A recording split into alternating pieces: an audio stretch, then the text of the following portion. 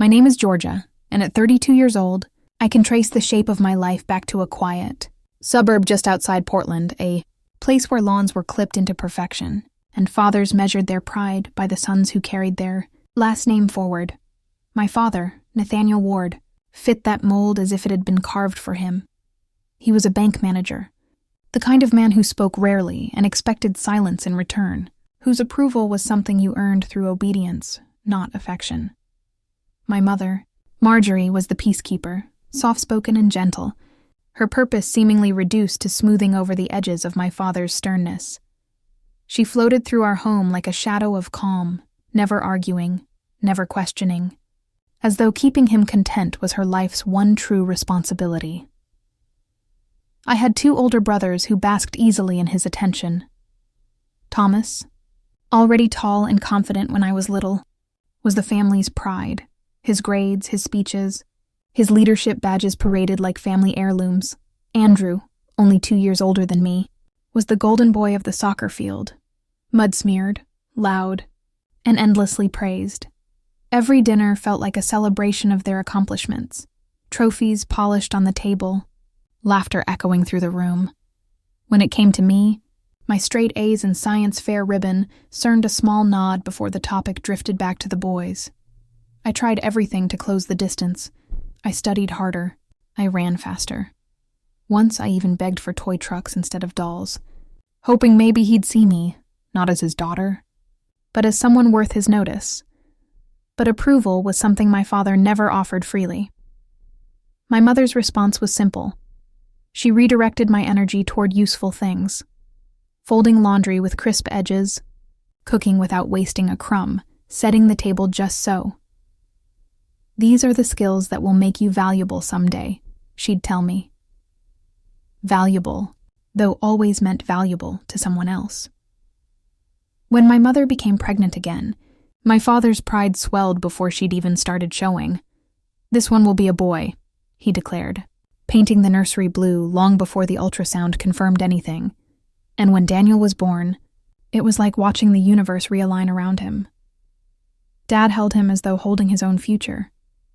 He posed for photos, handed out cigars at the bank, and announced to anyone who'd listen, "This is the one. The family's future." I was 10 years old enough to understand that I had become redundant. The morning they told me changed everything. Outside, the Portland sky hung low and gray, the kind of damp chill that usually meant staying in with cocoa and blankets.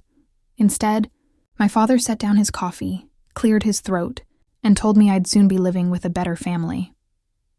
His tone was the same one he used when balancing a ledger. Practical, detached, final. My mother sat beside him, eyes fixed on her plate, her fingers twisting the edge of her apron. For a second, I thought it must be punishment for being too loud, too quiet, too much of a girl. But their calmness was unshakable. There was no room for argument. "You'll take 1 suitcase," my father said. "Only what's necessary." He might as well have been giving instructions for a business trip. I walked to my room in a daze. The pale pink walls stared back at me. A color chosen for me, not by me. I opened my closet and tried to decide what essential even meant. I packed 2 changes of clothes, a couple of my worn-out paperbacks and my stuffed rabbit, its fur matted from years of being held too tightly.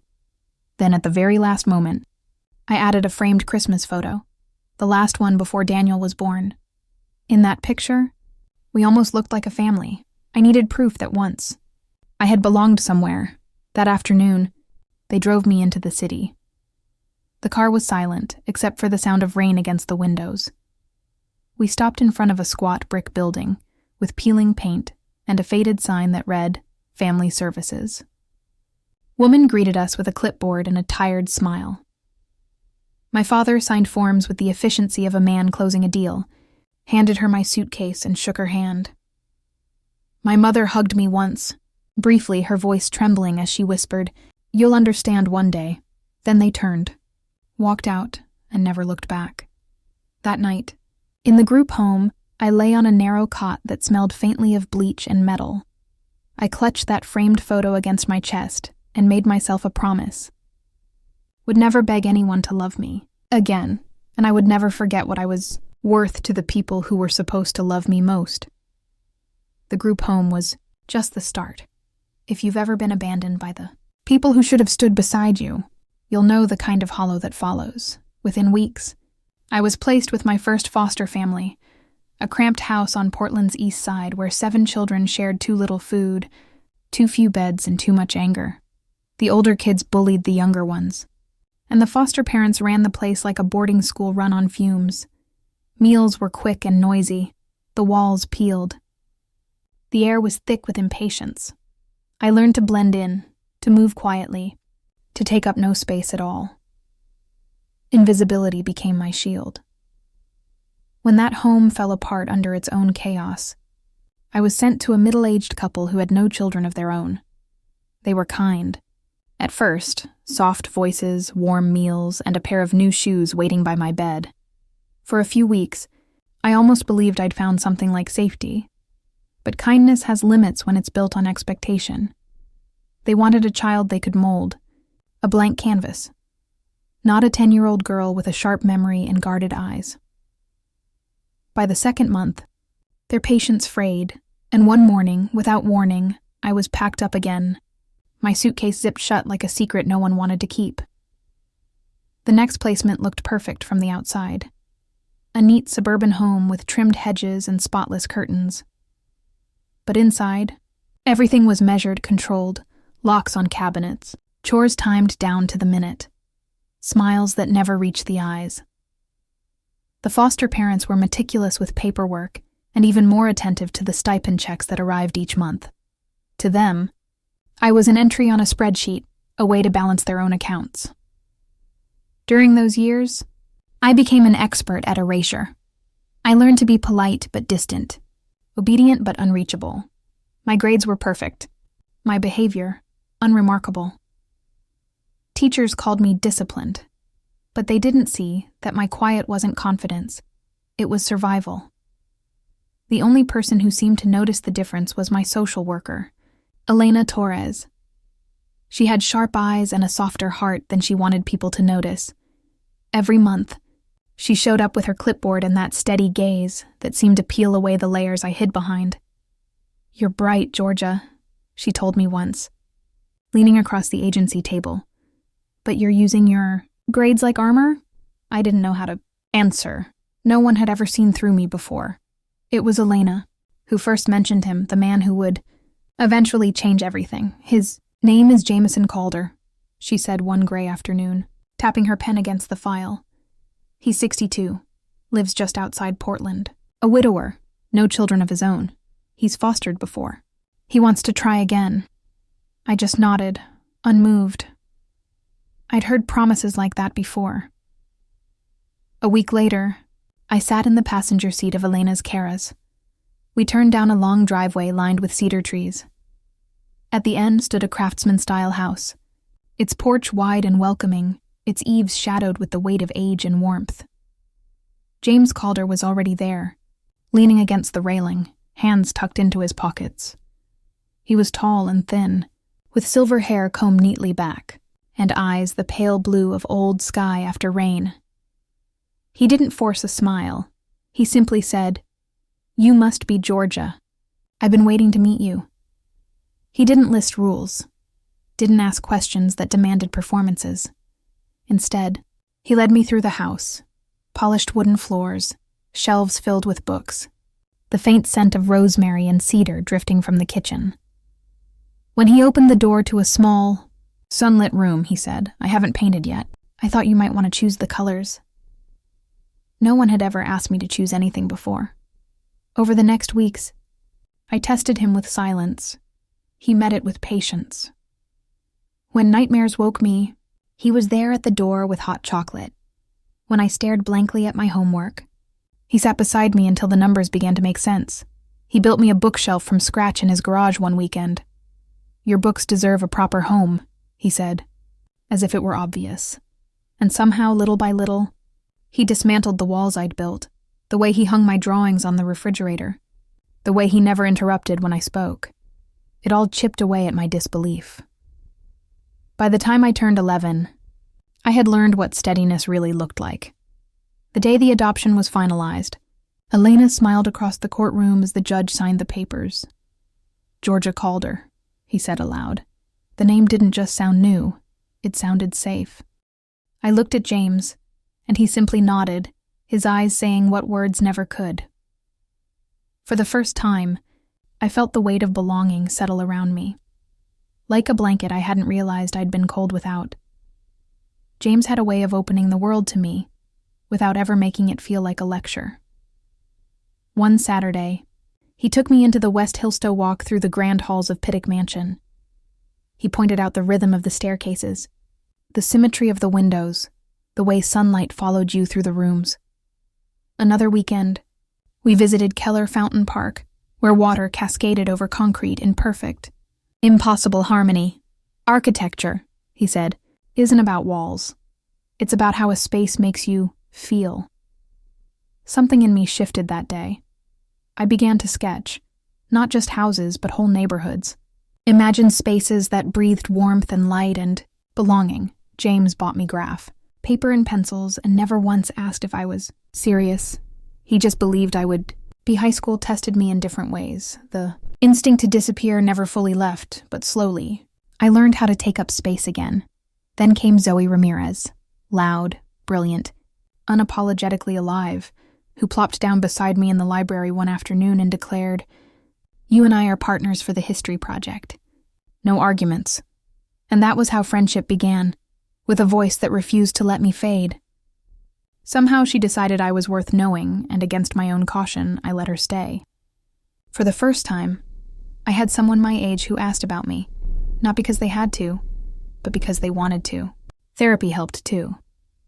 Dr. Alice Monroe's office was filled with books and soft chairs, a place where silence wasn't punished. She guided me back through the years I tried to bury, reminding me that my parents' rejection said more about their limits than mine. Slowly I started believing her. By senior year, the impossible happened. A letter from Cornell University's architecture program, acceptance printed in bold letters.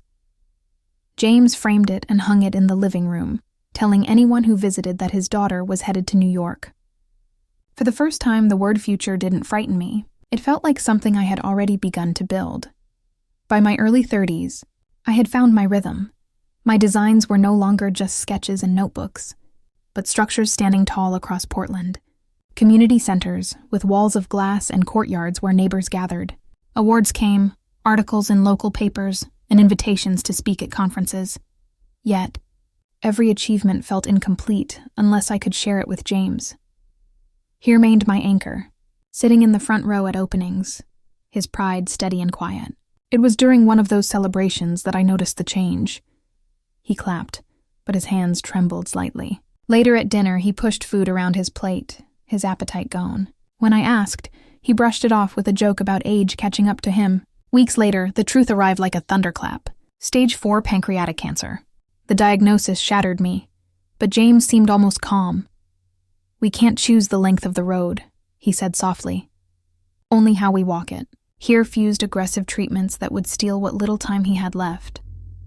Instead, he chose home, and I chose Toby, his caretaker. Our house became a place of measured days. Mornings were filled with medication schedules and tea in the sunroom. Afternoons were visited photo albums, his stories weaving the past into something I could carry forward. In the evenings, when pain pressed hardest, I sat beside him and read aloud, my voice filling the silence that once frightened me as ached, but now felt like protection.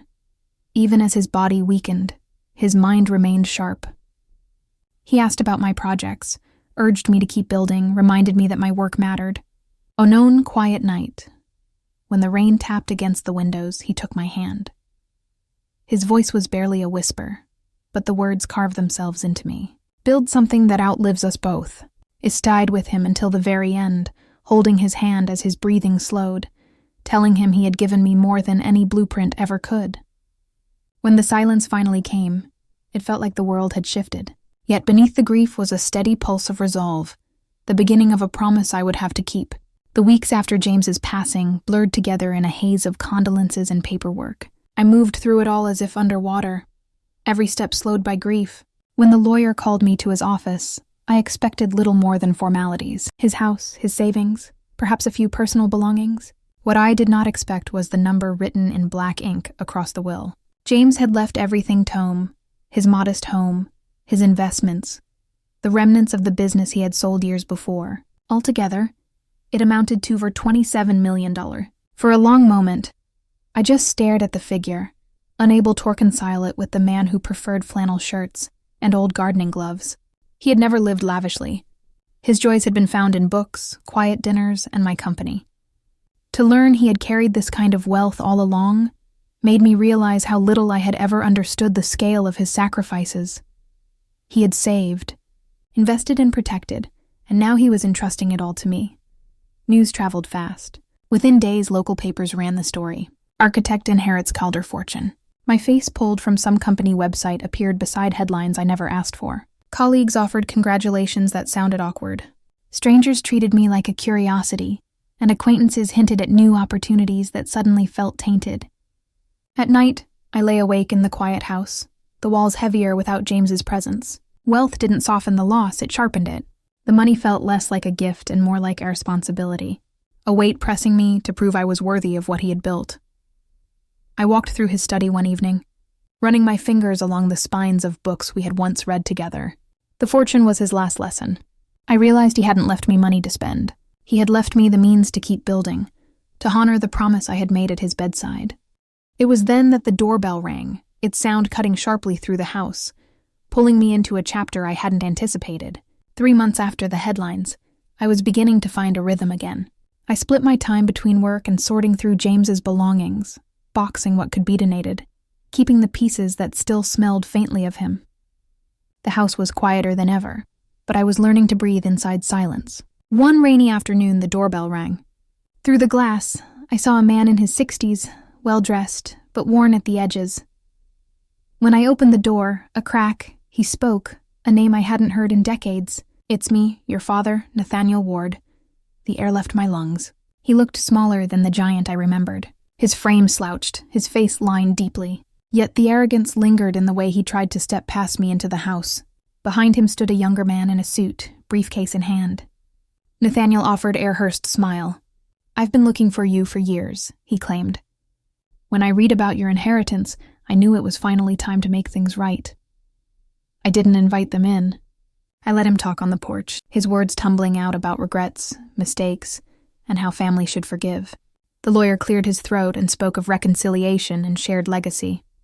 My hands tightened around the doorframe as I listened.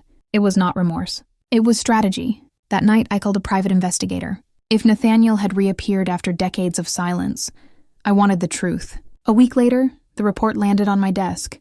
Gambling debts piled high. Foreclosure on his last house, jobs abandoned, bridges burned. My brothers, the sons he'd once prized, were both estranged. One had cut ties years ago after endless financial demands. The other hadn't spoken to him since college. The image was complete. This was not a man returning to mend bonds. This was a man circling the scent of money. And for the first time since childhood, I felt no need to beg for his approval.